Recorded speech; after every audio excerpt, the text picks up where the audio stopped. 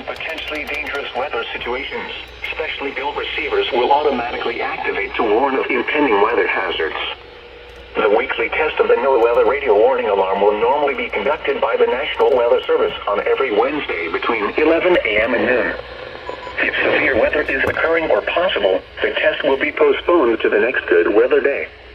The warning alarm is activated for weather warnings and selected watches, hazards, and special non-weather events that affect the following counties: San Luis Obispo, Santa Barbara, Ventura, and Los Angeles counties and adjacent coastal waters.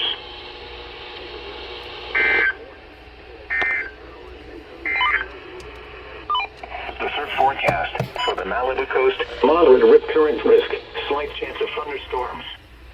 Today, rip current risk, moderate. Surf heights 2 to 4 feet.